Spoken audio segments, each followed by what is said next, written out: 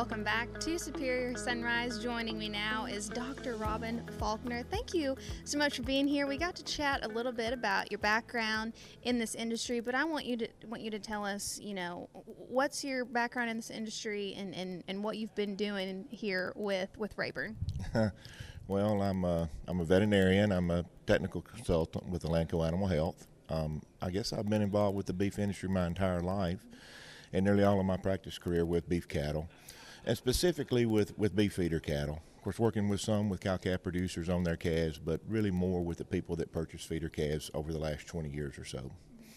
And with Rayburn, you guys have started to look at VAC protocol. And I'm sure that's a big evolution of how that's changed, but what were some of the steps you took and what's some progressions you've seen in implementing these VAC programs? I think what's really changed is the way we look at things, maybe our perspective. I think early on in my career, my focus was on, say, working with the producer on how they needed to vaccinate to protect the health of their cattle. But over the past decade or so, we've become really focused on how vaccines change the market for our cattle, actually change our cattle's stars. So we're looking more at market access or making our cattle qualify for a different market as part of our total animal health program. So, I was thinking about it this morning. It's almost like now I'm almost like a CR director.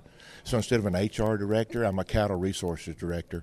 And we're looking for cattle to hire. And so I'm looking at their resume and I'm saying, what's been done to the cattle, and are they qualified for the job? And in the last few years, what's really changed is maybe at one time we were doing that and we were discounting some cattle, but now more often than not, we're not even bidding on the cattle that don't fit our qualifications. It's like we're only going to hire the ones that are qualified for the job. That's a great analogy. I love that perspective on it. And you've seen this from both sides. So you've seen, producers producing cattle trying to maintain herd health, but you're seeing from a buyer standpoint, the value. What value does a producer have in implementing this to a buyer? What's the value to the calf producer? Well, it's access to new markets, and I challenge them to work on their own perspective. I was doing some meetings in Wyoming probably 10 years ago, and we all know those are cattlemen that typically top the market on Superior. And so the first night I speak, I've got a Mississippi accent and I'm talking about vaccinating calves, and I could tell they had their arms crossed, and it's kind of like, this guy from that part of the world can't tell us about calves. But on the second night, I knew I needed the right question. I didn't have answers for him, but I needed the right question. And the second night, in the middle of my presentation, I asked a question, and this was it. How many people in this audience sold your heifers for more than your steers? And no hands went up, and I said, surely somebody's heifers brought more than their steers. And two guys raised their hand. I'd never met them before. I said, stand up and tell me how that happened.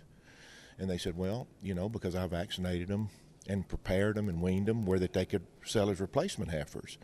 And so I told the rest of the cattlemen there, which were great cattlemen with great genetics and great cattle, that you need to go home and think about how proud you've been of selling replacement quality females at feeder calf prices.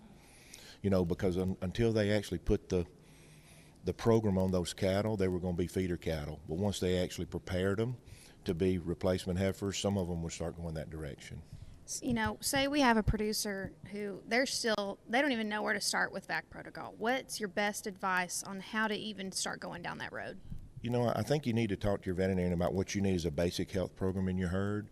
But if you're marketing your cattle with Superior, then you need to talk to your Superior rep about how to best prepare your cattle for market. That's not only the vaccination and health program, it's also the time of year you bring them to market, whether they're weaned or not. Like right now, it might be fine going to grass cattle to get them to the market right now because it's grass, but at a different time, you may be needing to go into a different place with them where you're going to need to wean them and have a more complete program on them. So yeah, I think that someone that understands your operation and what your infrastructure is and what you can do and what the potential is in your cattle to help you maximize that potential, then you get everybody together and say, how do we get our animal health program to produce the resume where that cattle resource director says, I want to hire those cattle. Well, Dr. Falkner, thank you so much for being here and bringing your perspective to this morning's show. Thank you. Don't go anywhere. We've got more Superior Sunrise up next.